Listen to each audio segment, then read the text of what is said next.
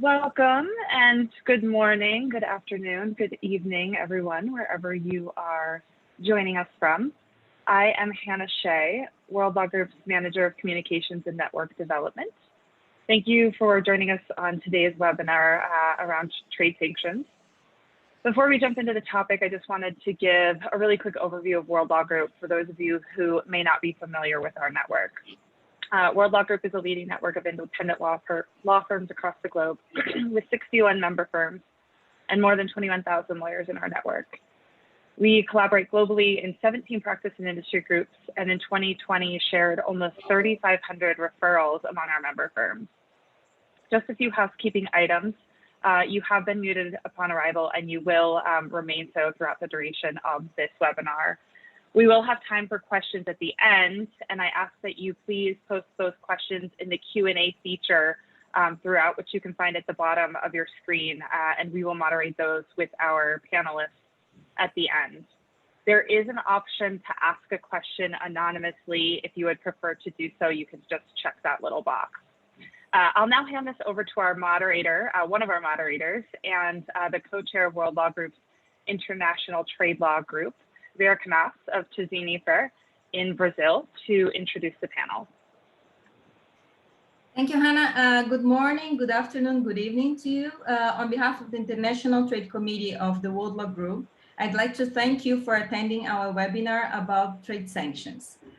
Trade sanctions have increased in importance along the years. They may seem unfair if we consider the principle that free trade should prevail and that trade should not be subject to penalties arbitrarily imposed by countries based on their economic strength.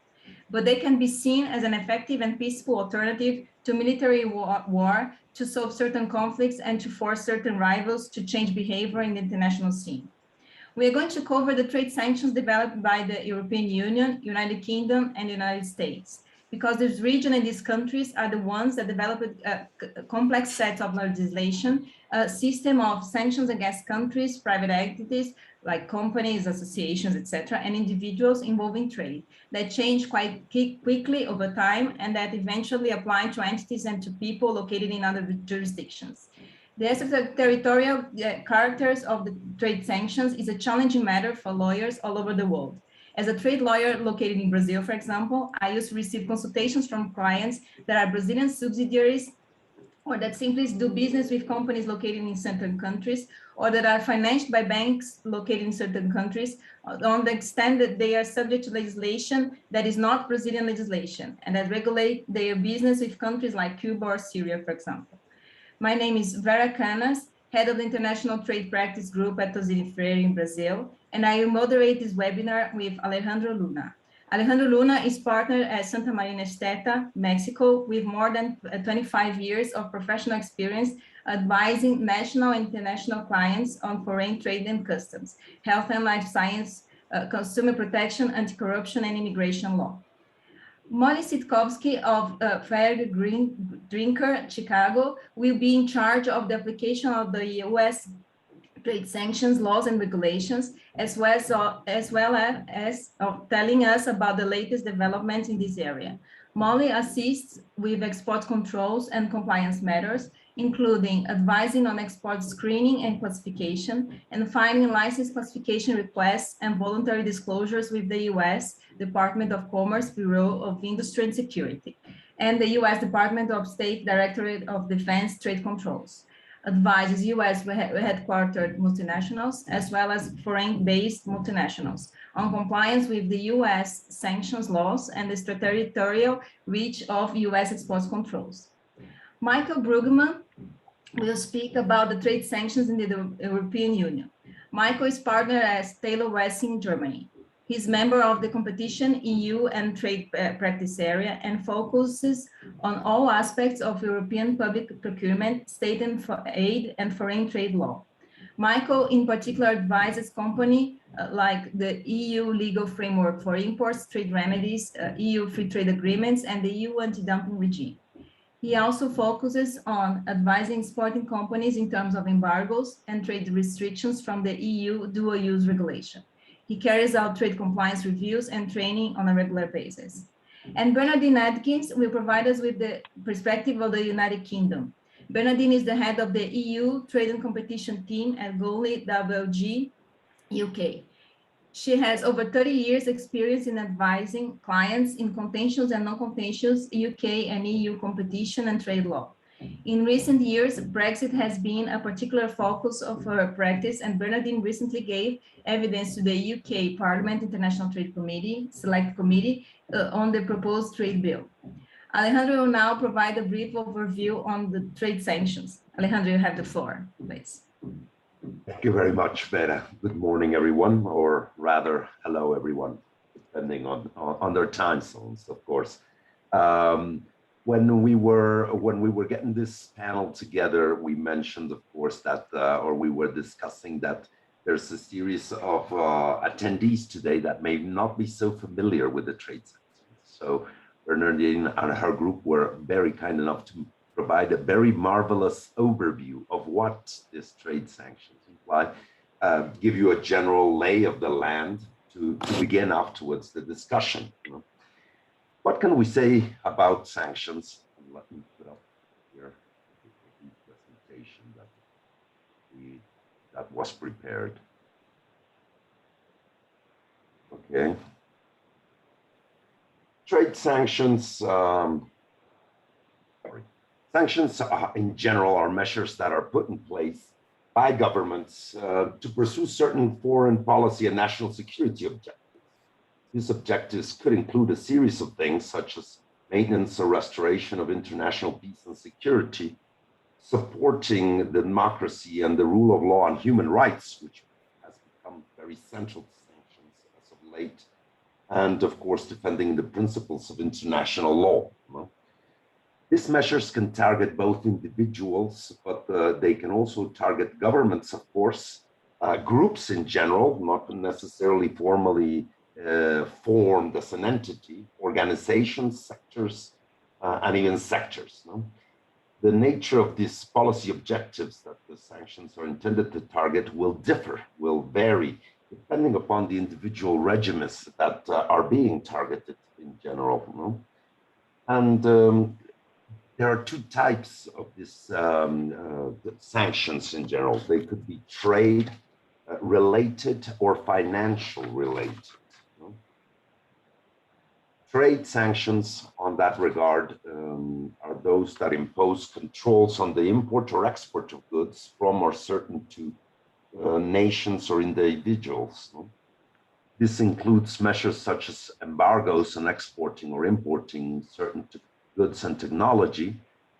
We could give a very broad example, like the Cuban embargo that has been in place for various years by the US. Measures which target trade in respect of certain sectors and industries. Okay. And there we have seen a series of measures such as chips and high-end technology that are subject to licensing and the like prior to, in any case, their exportation. We've gotten, for example, in the extraterritorial effects of this, questions from clients, for example, from Japanese companies wanting to export technology to the US and requiring prior licensing on that, even from Mexico, from their plants in Mexico, or restrictions on providing technical assistance and financial assistance and brokering services in respect of targeted industries or technologies. There, even in technology-wise, we can mention nuclear technology. But it can also mean financial sanctions, which are measures which limit the provision of certain financial services to targeted entities and restrict access to financial markets, funds, and economic resources. This can take the form of targeted asset freezes, such as was the case years ago with Iran after the hostage crisis, or even more recently, Venezuela, and asset freezes on that regard. Or it can mean directions to cease all businesses with a targeted individual or entities, such as the Cuban one, or restrictions on access to financial markets and sectors through, for example, investment bans, directions to cease banking relationships and activities. We have seen that even in Russia by the US.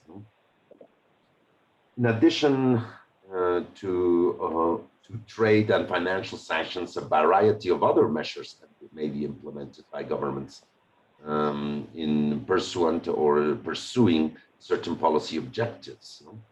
This measure may include immigration restrictions or sanctions, restricting the ability of individuals to enter or leave a country, or transit controls, which control or restrict the transit of goods through borders requiring prior licensing, for example, and even human rights and corruption sanctions, which impose restrictions on targeted individuals or entities involved in serious human rights violation or corruption, such as stemming from child labor, for example, or more recently, even under the USMCA, they can even restrict certain matters through trade sanctions. Why are sanctions important? This is very controversial, of course. They can be very broad, and they can cover a variety of individuals and entities, as well as specific sectors. But in addition, with this extraterritorial effects, the penalties can be even had for infringing these sanctions can be severe. They can lead even to imprisonment or even to the imposition of substantial fees and fines. It is therefore vital that businesses familiarize themselves with any sanctions regimen that may apply in respect of their activities and take active steps to implement an effective sanction screening policy. Compliance has become the topic of the day in this matter. And of course, we get throughout a lot of our jurisdictions, we get a lot of questions in this because of those effects. Thank you very much. Based upon that, I think I'll turn it over to Vera so we can begin the in-depth analysis of this type of trade sanctions and trade measures. Thank you, Alejandro. So the first question would be for Molly and Michael and Bernardine. Please, can you please provide a high-level overview of the sanctions regimes adopted by the US, the EU, and the UK? Please go ahead. Sure. Thanks, Vera. So I'm sure the U.S. extraterritorial reach has given a lot of people some greater visibility to the U.S. sanctions regime than maybe other countries. But in the U.S. sanctions regime, we have actually three different government entities, well, four really, government entities that maintain various lists of denied parties. So the first entity, and this is the one that most people are very familiar with, and this is the Department of Treasury's Office of Foreign Assets Control, OFAC, and they maintain what is known as the Specially Designated Nationals List, the SDN list. And this list prohibits U.S. persons from transacting business with these denied parties. It also extends to companies owned 50% or more by one or an aggregate or multiple SDNs. If their aggregate ownership interest is greater than 50% in a company, that company is deemed to also be on the SDN list, although not actually, like if you search for them, you're not going to find them on the SDN list. So that makes compliance sometimes very difficult to deal with. So OFAC has a variety of other lists. Most recently, they came out with a new NSCMIC list, and I won't even go into the acronym because it's super long, but basically it prohibits trading in publicly traded securities of certain Chinese companies. But general transactions with these companies are generally okay unless they're on a different list. And then OFAC also has what's known as the Sectoral Sanctions Identification List, the SSI list, and this deals with a lot of Russian entities. There are different directives that an entity can be listed under. So knowing what list a company is on, what directive they're subject to becomes very important. The Department of State has two separate entities that have lists. The Department of State has like a Cuba restricted list, and OFAC has incorporated that almost into its SDN list without listing those companies. The Department of State's Directorate of Defense Trade Controls also has several lists dealing with military end items, people who are debarred from receiving them, debarred from exporting them, et cetera. And then finally, the Department of Commerce Bureau of Industry and Security has two or three separate lists. The most famous being the entity list, and that is the list that Huawei is on and ZTE was on. And the entity list prohibits anyone anywhere in the world from essentially exporting US items, which includes items, well, I'll go into that later, but US items is a very broad term, and it prohibits anyone anywhere in the world from exporting US items to the people on the entity list.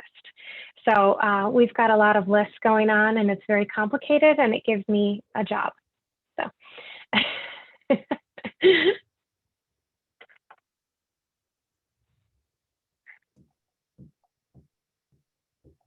Do you want me to go next? Or is it? Okay, great. I'll go next. Okay, just to keep this nice and simple, I'm going to demonstrate this visually. Have you got me? Here we go. Am I sharing? I think I am. Have you got me share? Am I sharing with you? Yes. Yeah. You are. So brief overview. Yes. It's much simpler to show this visually. This is where we were pre-Brexit. So we were basically the UK legislative regime for sanctions. We were on the bottom of the food chain. We derived what we did on sanctions from UN resolutions, which were then implemented into the EU regimes, which then trickled down into a UK regime. And frankly, by and large, over the years, no one paid that great a deal of interest to sanctions. So, but as you know, recent years, sanctions have been more and more giving Molly and et al., work. And so where we are now, post leaving Brexit, we've cut out the middleman, putting it crudely, the EU. We're now directly taking our sanctions. We are implementing the UN sanctions, and we have our own standalone legislation, which contains all the sanctions measures, offences, penalties, licensing, etc. And so this new UK legislation is found in what we call SAMLA, the Sanctions and Anti-Money Laundering Act 2018. And under this, our Foreign, Commonwealth and Development Office has implemented a host of various sections with Korea, Afghanistan, etc., and Russia. So we've got all this secondary legislation which sets out the penalties and the fines if you're in breach of these sanctions. So in brief, where we stand today is a flip over from EU law. But, and I'll come on to this in the next question, perhaps save the best till last, the UK now has enormous autonomy in respect of what it may do with its new post-Brexit powers. And I'm going to stop my share now. There we go. Okay, so I go ahead with the EU. It's similar to what Bernardine told you for the UK. In the EU, most sanctions are based on UN embargoes, and they are implemented by so-called regulations, which are directly applicable in every member state. But the administration and the legal consequences, legal penalties and so on are provided for on a national level by the member states. And EU sanctions include a wide range of measures.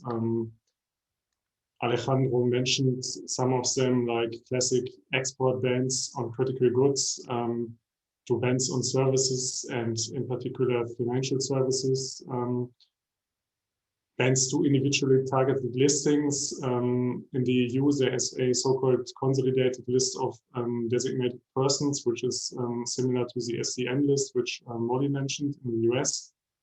And in addition, we have a quite common measure, which is the so-called provision ban, meaning that you are prohibited to provide economic resources and money to certain designated persons and companies which are included on the consolidated list. And apart from the sanctions which are based on UN embargoes, we have some additional particular measures of the EU. For instance, now for Belarus, which I will explain later on in the webinar, and yeah, that's in a nutshell the EU regime for sanctions. Thank you very much, Michael. I think we will then take specific questions to our panelists regarding their jurisdictions. And I think we'll start with you, Molly, if we may. No? And the big question, no? The big question on extraterritorial effects.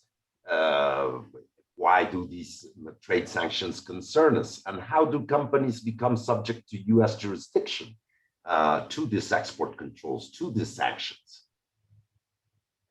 That is the million-dollar question, Alejandro. There are a lot of ways that companies outside the United States can be subject to U.S. sanctions jurisdiction. The three primary ways, really, yes, three, are if there is a U.S. nexus for OFAC purposes, if there are U.S. items for the Department of Commerce purposes, or if the sanctions programs allows for secondary sanctions, and that is becoming increasingly more common. So let's take the US nexus for OFAC purposes. This is for purposes of the SDN list primarily, as well as the SSI list. But basically a US nexus arises when there's a US person involved, and this includes a company in the United States. It includes anyone in the United States, regardless of their nationality. It includes US persons outside of the United States, if they're US citizens. And for certain sanctions regimes, particularly Iran and Cuba, it includes foreign subsidiaries of US companies. So that's a US person. Basically, if I want to move to France as a US citizen and start trading in Cuban cigars, I am still subject to OFAC regulations, unfortunately. So I cannot live out my retirement dream of opening a cigar shop in France.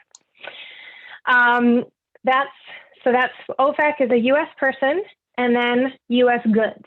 So if you have US goods, and this isn't like your traditional country of origin test, a US good for export and sanctions controls purposes is something manufactured in the United States, something transshipped through the United States, something manufactured outside of the United States, but relying on certain US technology or containing more than a certain amount of US content. All three of those things can be US goods. The next way you get a US nexus is by involving a US dollar, basically. The Department of Treasury likes to exercise jurisdiction over US dollar transactions wherever they are. And then the fourth way is if you are involving a US bank. They are subject to OFAC regulations wherever located. So if a transaction involves a US bank, even if it doesn't involve US companies, US items, or US dollars, it could still be subject to sanctions controls. So that's under OFAC, the four ways that you become subject to OFAC regulations. Under the Department of Commerce, they exercise their jurisdiction whenever there are US items involved. And US items are technology, goods, or software that are manufactured in the United States or developed in the United States, that are transshipped through the United States, or that are manufactured outside the United States containing US content or certain US technology. So that's the Department of Commerce's extraterritorial reach when it comes to the entity list. Some of you may recall last year there was a change to specifically what technology could be used to manufacture semiconductor parts, equipment, et cetera.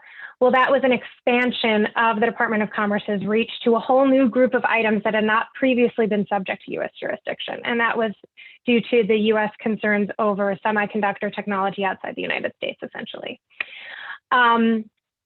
So for the Department of, and then, our third one is secondary sanctions. So some programs right now allow for secondary sanctions. The most common right now are for North Korea. There are several Chinese companies and shipping companies that have been involved in sanctions due to their significant transactions with North Korea. They're not US persons, they're not otherwise subject to US jurisdiction, but simply by virtue of the fact that they have significant transactions with North Korea, they have now been placed on the SDN list. The other place we're seeing this is with Iran. Certain industries in Iran, the oil and gas industry, other natural resource industries, they have the possibility of secondary sanctions. And so non-US companies who are transacting business with Iran could become listed on the SDN list. The Russian sanctions program also allows for secondary sanctions, although we haven't seen that quite yet.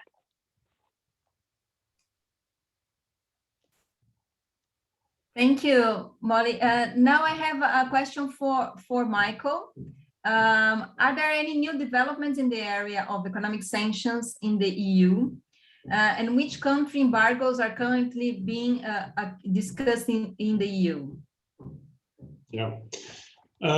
Yeah, a hot topic which was recently discussed and where we have some new measures introduced last week is Belarus. You know, there was an incident with a Ryanair plane end of May, which was forced to land in Minsk.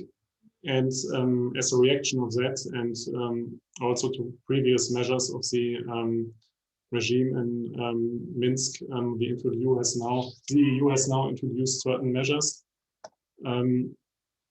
including economic sanctions with a ban on selling, supplying, transferring, or exporting any equipment, technology, or software primarily intended for use in monitoring and intercepting the internet and telephone calls on mobile or fixed networks. So measures clearly focusing on the surveillance of the Belarusian state, of its people, and also the supply and export of dual-use items from the EU to Belarus for military purposes is prohibited. And there are also certain restrictions on petroleum products and potash, and also goods used in the production of tobacco products. In addition, there are some restrictions regarding EU capital. The capital market of the EU will be restricted, and this also includes the provision of insurances and so on. So there's a range of various measures, which focus on targeting the regime around the Belarusian leader Lukashenko, and there are quite a lot of companies in Germany which do business with Belarus. So in recent days we had a lot of requests of companies who searched advice on how to react on these measures, and because, you know, Belarus, it's quite near to Germany. It's only Poland in between, and therefore this, even it's not a big country, of course, there are some German companies being active there, like in Russia. You know, in Russia there's also there are also discussions going on tightening the sanctions, because there are always difficulties with the Russian government, not only related to Crimea but into Ukraine. So this, but regarding Belarus, these new measures have been implemented last week on 24th of June, and there have been some previous measures since October 2020, but these are in the field of sanctions, the most recent measures of the EU. As I said, regarding Russia, there is also discussions going on the introduction of new measures, but it's not decided yet. Yeah. Thank you, Michael. Now on to another hot topic, because it's been central from an international perspective as regards the UK in general. This question, of course, is directed to Bernardine. Bernadette, what are the key changes to the UK sanctioned regimen as a result of this famous Brexit, of the exit of the UK from the EU regime? Okay. I don't know whether to laugh or cry, frankly. I'm going to put you onto shared screen and onto some slides. I think we can best summarize it. Let me get onto share. Nope, I've lost it again. I think I can best summarize it as you ain't seen nothing yet in terms of what we're going to get up to as a sanctions jurisdiction. So under this umbrella, the UK has very broad discretion in terms of what it may do with sanctions. So it may actually start to uncouple itself from the process of the UN Council resolution, as it perhaps no longer feels the need to be an international citizen. So what I find interesting is it's not just the UK, it's the Secretary of State for Trade and the Secretary for the Treasury, which has the power to implement regulations. So there's not a huge amount of democratic oversight to this. So these could be used actually for quite political purposes. So they will have the power to introduce new sanctions for national security, a further policy objective of the UK, of course, promote democracy, rule of law, and good governance. So I think it's fair to say, in terms of this new landscape that we're experiencing in the UK and how we will operate globally, I think businesses operating in sensitive areas, high-risk jurisdictions, products and services really do need to keep an eye on what we're doing in the UK. So looking at what we've already achieved so far in terms of specifics, what we adopted, because our Foreign Secretary, he purports in the past to have been a human rights lawyer. And what we saw first were regulations back in June of last year concerned with global human rights, basically freezing on assets and travel vis-a-vis individuals who were involved in human rights violations. And the EU, I'm not saying the EU followed us, but it was obviously in the firmament that this should be happening, is the EU in December adopted a similar regime. Now we've also adopted similar rules with respect to anti-corruption, people involved in money laundering, and we have 22 designated individuals under that. So already we're seeing people starting to riff off. Plus, under our Anti-Money Laundering Act, we've got other regulations that may be made as well. So already we're seeing a divergence with respect to designated individuals and entities in particular. And as Molly said, sometimes it is really difficult to sufficiently track these people down because often the names change or slightly varied, spelling differences. So that can be actually quite a difficult thing to do. So I would say to people, please do try and keep an eye on what we're up to in the UK, and so you don't come unstuck. And the reason why I say it's so important, this is another new aspect, both to the UK business and generally, are our penalties. In the past, it used to be a penalty of 2 years if you breached the sanction rules, and quite frankly, they were not generally imposed. Now it is 10 years imprisonment, unlimited fine, and for financial sanctions, it is 7 years imprisonment and a fine of up to £1 million. So the government has signalled that they wish to really assiduously start enforcing these sanction rules in a way they've not done before. So as I said, UK wants to be seen as global Britain, and it's certainly, there is a danger that it will want to make itself heard, and I'm afraid it may wish to make itself heard in a way that is out of sync with everybody else. So please, it's one to watch, I'm afraid, for all the wrong reasons. I'll stop the share now.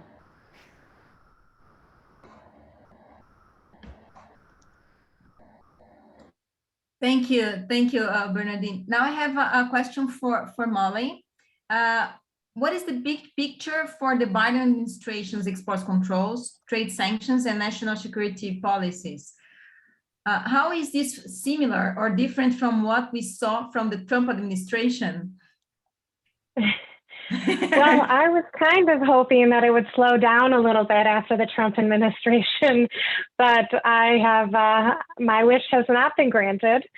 So I think there's a key difference with the Biden administration's approach, and that's multilateralism and a true dedication to human rights and democratic regimes. So I think that's the key distinguishing factor between the Trump administration and the Biden administration. Biden wants to work with the world. He wants to address a lot of our concerns from a global perspective, using our allies rather than going it alone. However, a lot of the focus that Biden is going to address is going to be a continuation of the same from the Trump administration. He's just approaching it slightly differently. So we're going to see a continued focus on China.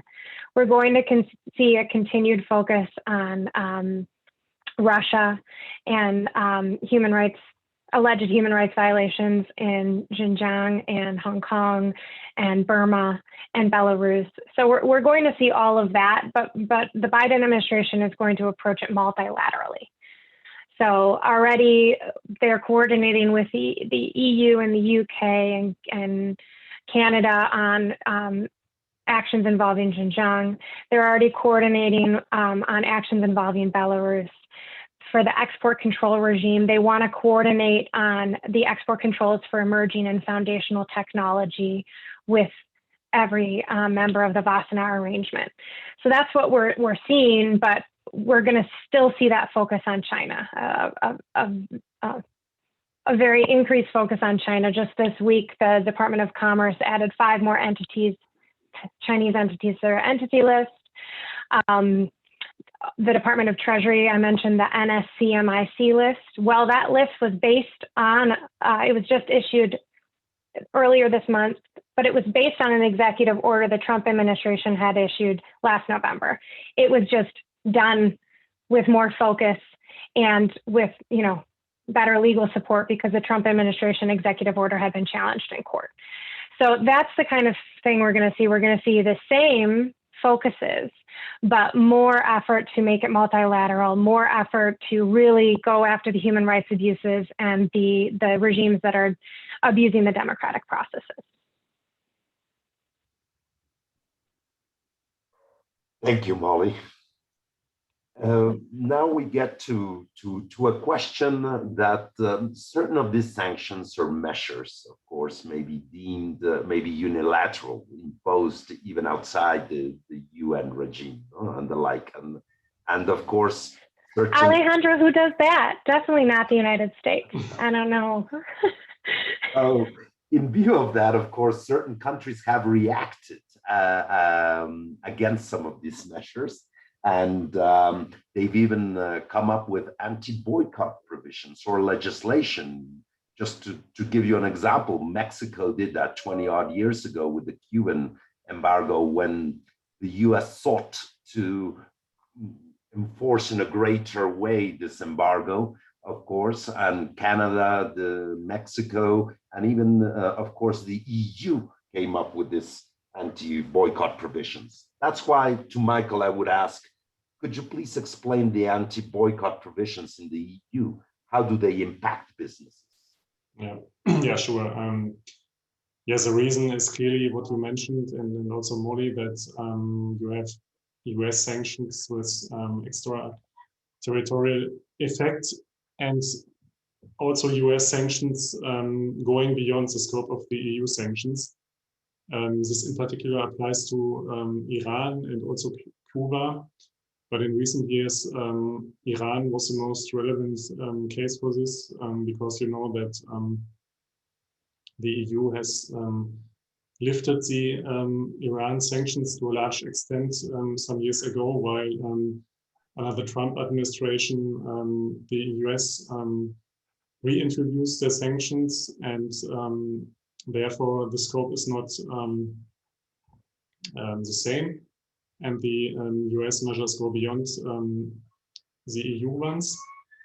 And this is the focus of the so-called EU Black regulation, which basically prohibits companies based in the EU from complying with certain sanctions imposed by third countries that go beyond EU measures.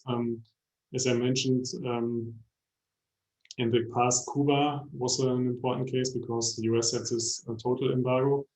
But in recent years, Iran was most relevant. And the scope of this blocking regulation was not quite clear so far. And there are deviating decisions of courts here in the EU, while the Cologne court decided that the blocking regulation will only apply if there's an expressive act from a third country that the company must follow this foreign law. Only in that case, the blocking regulation would apply, while the Hamburg Appellate Court decided that that would not be the case, and the blocking regulation applies also if you are basically bound to this third country law, for instance, based on secondary sanctions. So without any expressive obligation by an authority or so. And that in the EU legal system, in such a case, when you have deviating national court decisions, this needs to be decided by the European Court of Justice.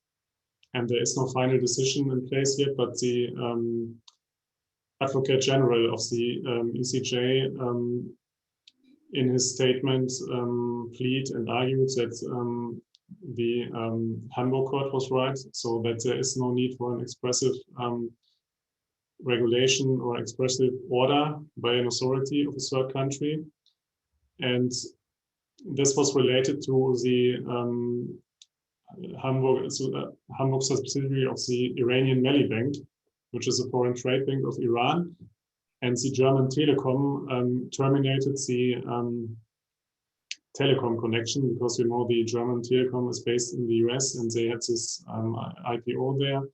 And therefore, there was a lot of pressure from the US, and also the ambassador called them asking for terminating this business relationship with the Iranian Mali Bank. And then, as a consequence, they terminated, in fact.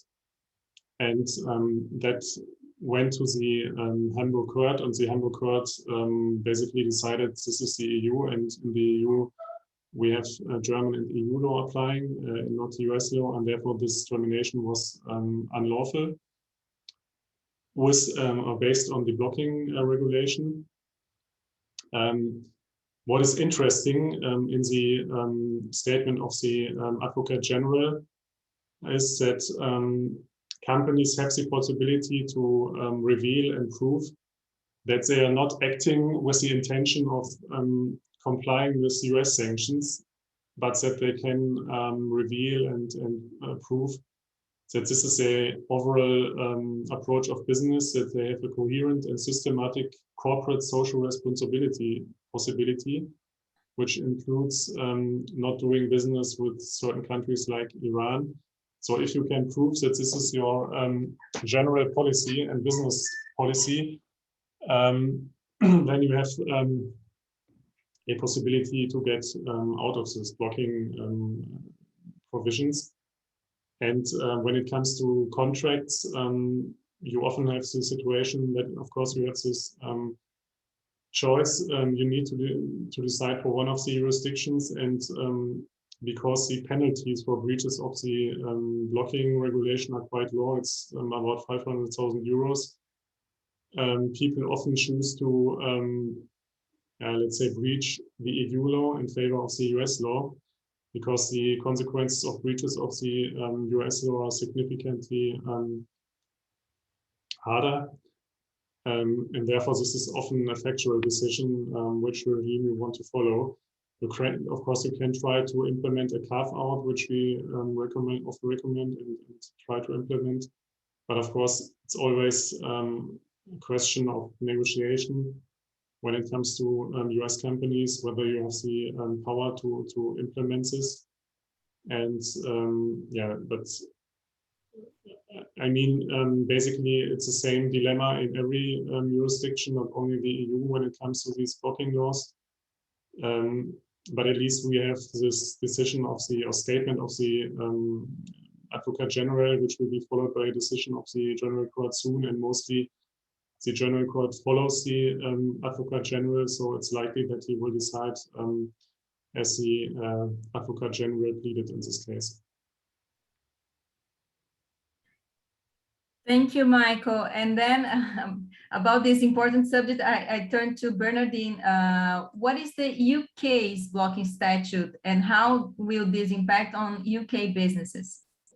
Okay, so what the UK did, as I mentioned earlier, it is done with so much else, it has basically wholesale flipped over the EU blocking statute. And frankly, that EU blocking statute, as Alessandro said, it was all happened, the action happened 20 years ago. And the Commission was very, very active in doing something about it. And businesses were caught between the devil and the deep blue sea.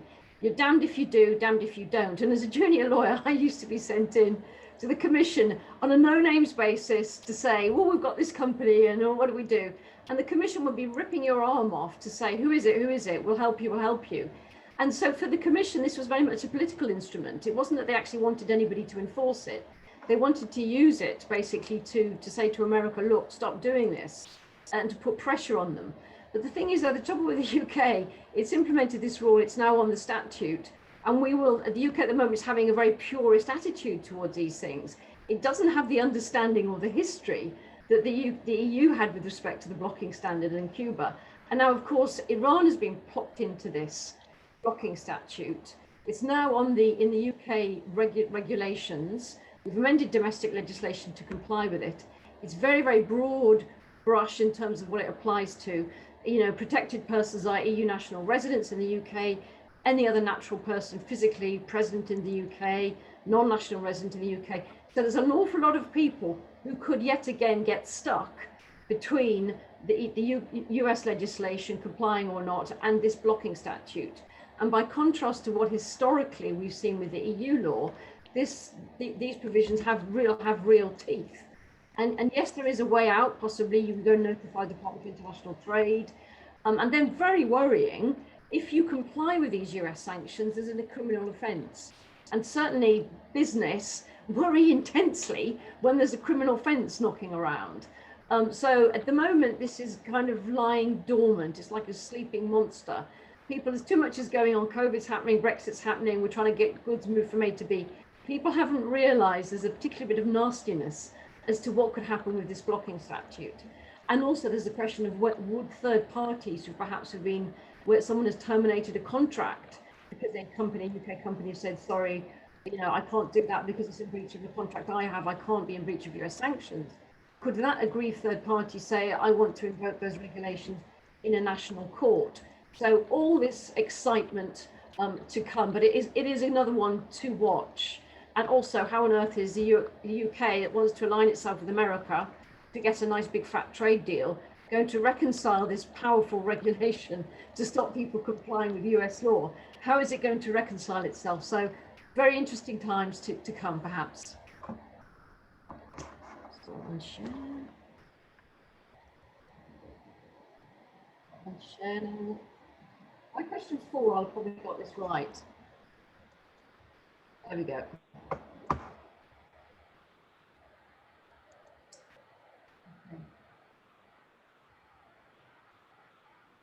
So I've done with that's my answer. That's it. I'm done.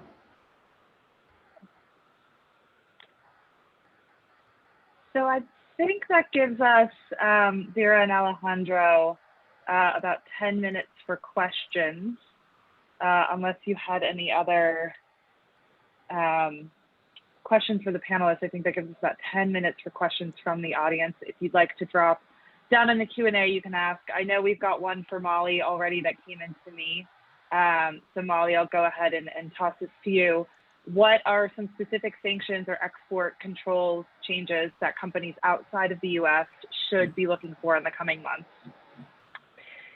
So a week ago, I would have said an Iran deal, maybe. JCPOA, Joint Comprehensive Plan of Action 2.0. But now, as of Sunday, the Iran's parliament speaker has announced that they will not be abiding by the agreement we reached in February with Iran to allow access to the videos of the UN watchdog, the nuclear energy watchdog. And we've also had the election of, a hardliner that occurred, I think it was on June 21st or 22nd. So the JCPOA is looking a little bit shakier right now, but hopefully the EU and the UK can put a bit of pressure on and we can come to an agreement. But I'd say that's farther down the line now than it was a week ago when we were all discussing this. Some of the other changes we can expect to see are increasing sanctions on Belarus, increasing export controls sanctions on companies operating in the Xinjiang province or benefiting from operations in the Xinjiang province. And then also the State Department and Congress are pushing the Department of Commerce to release the emerging and foundational technology rules that were promised. Gosh, I think it was back in 2018, these rules were promised. And we've all been waiting for them. But basically, when these emerging and foundational technology rules are implemented, what it's going to add is additional items to our dual use list. So there's going to be additional due diligence that companies manufacturing in the United States, transshipping through the United States, or manufacturing outside of the United States containing U.S. origin, they're going to need to look out for these new emerging and foundational technology rules.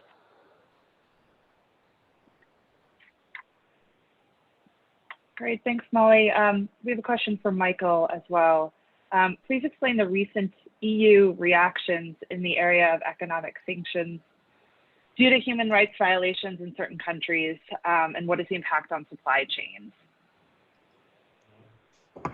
Yeah, what is interesting, and that's related to what Bernardine said, that we have, with a view to what the UK has introduced, we now also have restrictive measures, of course, with a very limited extent towards China, because of the critical situation with the Uyghurs in the northwestern territories of China. And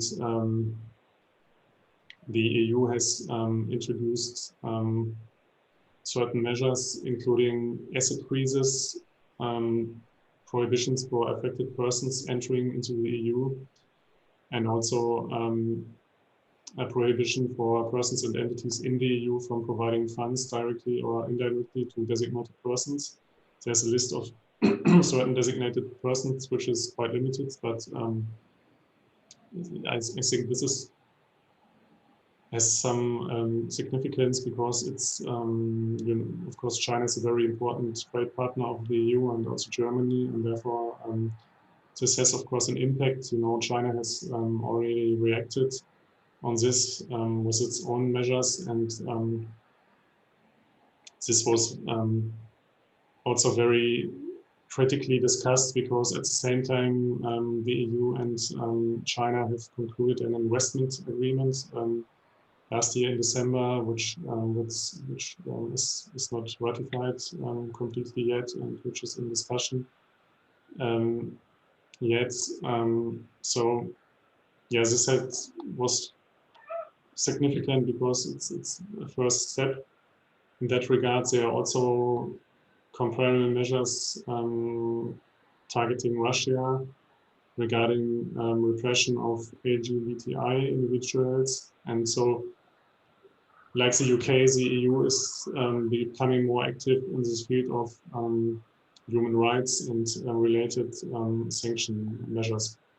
Yeah.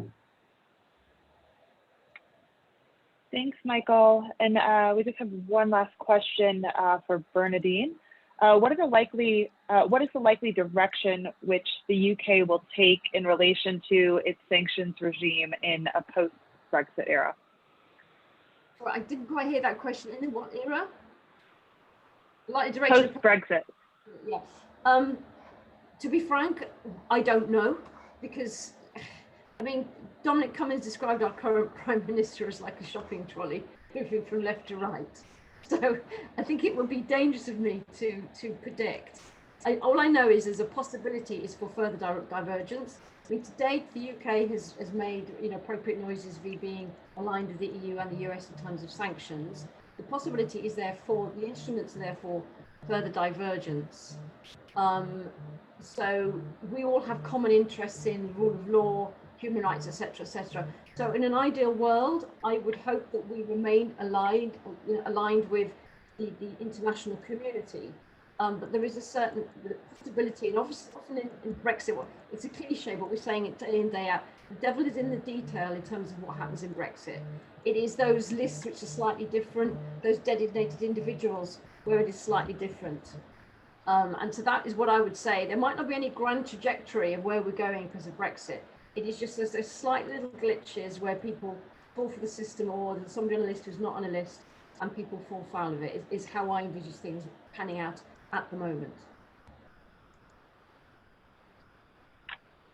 Great, thank you, Bernadine. And I'd like to say, thank you all, our panelists, our moderators. Was there anything else that you guys had to add? That's it for the questions that I have from the audience. All right. Well, again, thank you everyone for attending. I know there was a lot to unpack today, so we have recorded this webinar and we'll have that up on our website soon. We'll also share it with everyone who attended so that you can share that with your colleagues. If someone forwarded this invite to you and you're not a member of World Law Group and would like to start receiving notices for events and news, legal updates, you can visit theworldlawgroup.com and sign up on the homepage using the not a member option. If your firm is a member of World Law Group and you are not signed up, you can go ahead and do so via the member firm sign up using your firm provided email address. You can also, of course, follow us on social media to receive updates on upcoming events. I hope you found this webinar informative today. And again, thank you for joining us, and a very special thank you to our moderators and panelists for organizing this today.